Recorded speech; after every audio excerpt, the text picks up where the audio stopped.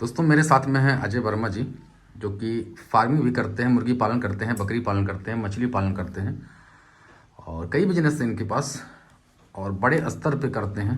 तो इनसे बात करेंगे। बहुत से फार्मरों के कमेंट होते हैं कि सर लोन कैसे मिलता है और किस तरह से सरकार द्वारा लाभ मिलता है अगर हम मुर्गी पालन करते हैं, बकरी पालन करते हैं या फिर मछली पालन करते हैं। तो खासकर उसी के बारे में बात करेंगे। अजय जी कैसे हैं आप? सर नमस्कार। सबसे पहले तो आपके दर्शकों को बहुत बहुत धन्यवाद जिन्होंने कमेंट किया कि आप हमसे मिलिए।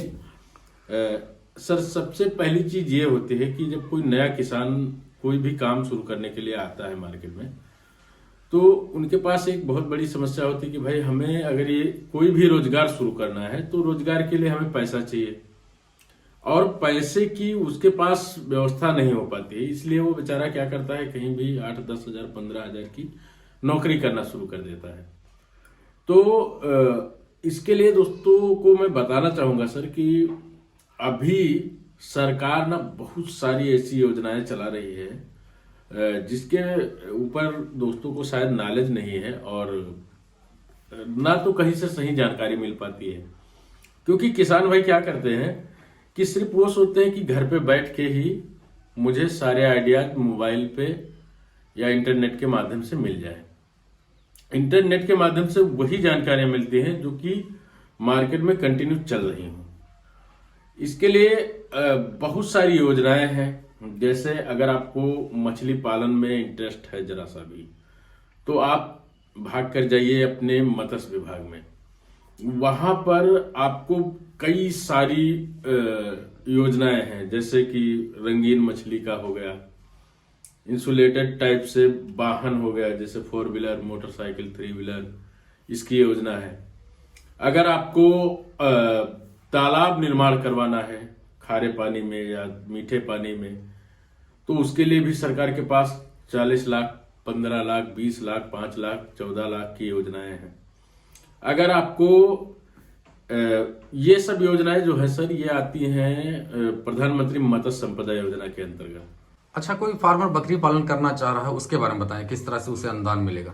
जी, ये अगर सर देखिए, कोई भी काम आप गवर्नमेंट के नजर में तब किए होते हैं या आपका भाई मान्य कब होगा, या तो आपके पास कोई कार्य अनुभव हो जी, या फिर आपके पास कोई सर्टिफिकेट हो जी। जैसे कि मान लीजिए आप डिग्री होल्डर हैं, बीएससी किया हुआ है, अपने एग्रीकल्चर से बीएससी किया हुआ है, और अगर आपके पास मार्कशीट ना हो तो आप ऐसे चाहे जितना भी आप किसी को बोलेंगे कि भाई हमने बीएससी किया हुआ है, तो कोई मानेगा नहीं। तो सबसे पहली बात क्या है कि आपके पास कोई ना कोई सर्टिफिकेट होना चाहिए।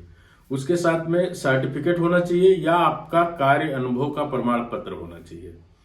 तो ये सारी चीजें आपके पास होनी चाहिए। अगर ये सारी चीजें हैं, या अगर मान लीजिए किसी किसान के पास ये दोनों नहीं है, तो वो क्या करें कि उद्योग विभाग जो होता है आपका, हर एक जिले में उद्योग विभाग है, वहां पे जाइए। वहां पे बहुत सारी योजनाएं हमेशा कार्य में होती हैं। खास तौर से किसान भाइयों को मैं कहना चाहूंगा कि मार्च के नियर अबाउट महीने में इन सारी चीजों में ना फंसे तो ज्यादा बेटर है, क्योंकि उस टाइम पे कोई भी योजना इतना जल्दी कार्य नहीं करती है। क्योंकि मार्च क्लोजिंग का सबके ऊपर थोड़ा ना कहीं इफेक्ट आता है। तो मार्च के बजाय आप किसी भी महीने में जाएंगे, अपने यहाँ के जो जिला उद्योग विभाग का अधिकारी होगा उनसे बात करिए, वो आपको बताएंगे। जैसे मान लीजिए किसी को डेयरी लगाना है, किसी को गोट फार्मिंग करना है, या आपको कुल्हड़ बनाने की मशीन लगानी है, या और भी बहुत सारे बिजनेस हैं। जैसे मान लीजिए छोटा मोटा आपने रिपेयरिंग दुकान खोलनी है, बाइक रिपेयरिंग हो गया, या आपको परचून की दुकान डालनी है, तो इन सारी चीजों के लिए सरकार जो है हर एक जिले में एक इससे संबंधित एक ऑफिस होती है जिसको कहते हैं उद्योग विभाग। उद्योग विभाग में जब आप जाएंगे, खादी ग्राम उद्योग या उद्योग विभाग किसी भी नाम से अगर आपको ऑफिस मिले, वहां पे जाइए। वहां पे होते हैं अधिकारी लोग, उनसे आप बात करिए तो वो आपको बताएंगे कि अभी हमारे यहाँ कौन सी योजना कितने रुपए की है जो कार्य में इस समय चालू है। एक तो ये हो गया। दूसरा, अगर आपको बकरी पालन करना है तो आप अपने कृषि विज्ञान केंद्र में जाइए। वहाँ पे आपको 2-3 चीज़ों की सहूलियत मिल जाएगी। पहली चीज़ ये है कि अगर आप वहाँ से ट्रेनिंग हासिल कर लेते हैं तो ट्रेनिंग के साथ में ही आपको बहुत सारे रास्ते उसके बता दिए जाते हैं कि आपको कैसे किसी योजना का लाभ कैसे लेना है, कैसे आप अपना आईटीआर बनाना है, आईटीआर भरना है, या अपना सिविल कैसे मेंटेन करना है। वो बहुत सारी चीजें, यानी जो भी दुनियादारी की चीजें हैं बिजनेस लाइन में, वो अगर आपको अच्छे से सीखना है तो आप अपने जिला कृषि विज्ञान केंद्र में जरूर जाए। कोई भी किसान भाई, वहां से आप जाते हैं ना तो आपके सारे रास्ते बिजनेस के खुल जाते हैं। उसमें मैं आपको बताना चाहूंगा सर कि लगभग 36 से 40 योजनाएं हैं जिनके ऊपर लोगों को जागरूक किया जाता है कृषि विज्ञान केंद्रों में। वहीं से, क्योंकि आपकी फाइल कहीं भी बनवाएंगे किसी भी विभाग से, लेकिन उसके संबंधित अधिकारी का साइन उस पर होना अनिवार्य है। अच्छा अजय, मुर्गी पालन व्यवसाय के बारे में बात करेंगे। अगर कोई फार्मर देसी मुर्गी पालन करना चाह रहा है जी, या ब्रॉयलर मुर्गी पालन करना चाह रहा है तो इस पे भी उसे सब्सिडी मिलती है सरकार द्वारा, कोई अनुदान जी मिलता बिल्कुल मिलता है सर। इसमें भी पशुपालन विभाग की बहुत सारी योजनाएं हैं जिनके लिए आप आवेदन निश्चित समय पे आवेदन कर दें तो वहां पे आप अगर 5,000 ब्रायलर मुर्गे का अगर ओपन सेट बनाने जा रहे हो, या ईसी फार्म बनाने जा रहे हो, या लेयर फार्मिंग करना चाह रहे हो, या फीड की यूनिट लगाना चाह रहे हो, तो उसके लिए सभी योजनाओं के लिए, सभी चीज के लिए आपके पास कोई ना कोई योजना है जिस योजना के अंतर्गत अगर आप काम करेंगे तो 100% आप उसमें सफल हो जाएंगे और लोन भी आपको मिलेगा। अच्छा अजय, बहुत से दोस्तों के कमेंट होते हैं कि सर कौन सा बिजनेस करें जिसमें हमें जो है ठीक ठाक इनकम हो या फिर उसमें सफल हो, क्योंकि मुर्गी पालन में अक्सर देखते हैं कहीं पर भी जाते हैं तो कुछ फार्मर ऐसे भी होते हैं जो कि उस व्यवसाय में सफल नहीं हो पाते, घाटा लग जाता है। अच्छा, रेट भी डिपेंड करता है, मार्केट का रेट बहुत कम ही हो जाता है, फीड बहुत महंगा हो जाता है। जी बिल्कुल। तो किसान को क्या करना चाहिए, किसान भाइयों को किस तरह से उन्हें इन्वेस्ट किस चीज में करना चाहिए जी, अगर हम मछली पालन या जी अभी मैं आपको एक चीज कह दूं, बताना चाहूंगा कि जो आपका ब्रायलर फार्मिंग है जी, ब्रायलर फार्मिंग से बेहतर और उससे ज्यादा जल्दी रिटर्न देने वाला कोई बिजनेस नहीं है जी। आप बकरी पालन करते हैं तो आपका 2 साल लगेगा, मछली पालन करते हैं तो आपका कुछ मछलियां ऐसी हैं जिसमें 6 महीने, कुछ मछलियां ऐसी हैं जिनमें 1 साल का समय लगता है। मुर्गा पालन में जो ब्रायलर फार्मिंग होती है, ब्रायलर फार्मिंग में आपको 40 दिन के अंदर रिटर्न मिल जाता है। कम मिले ज्यादा मिले लेकिन मिलेगा जरूर। अच्छा, इसमें फीड महंगा हो जाता है, मार्केट का रेट घट जाता है, इससे कैसे निपटे फार्मर? जी, बहुत अच्छा सवाल आपने किया है। देखिए, ये जो फीड और मंडी जी, ये जो 2 चीजें हैं, ये दोनों चीजों पे कंट्रोल किसान का बिल्कुल भी नहीं है। ना तो किसान मंडी का रेट खोल सकता है और ना ही किसान फीड का रेट अपने आप से कम कर सकता है। तो इसके लिए क्या है सर, देखिए इसके लिए ये है कि जो आप माल तैयार कर रहे हो, जो आप प्रोडक्शन कर रहे हो, उस प्रोडक्शन कास्ट को ही कम करके मुर्गा तैयार किया जाए।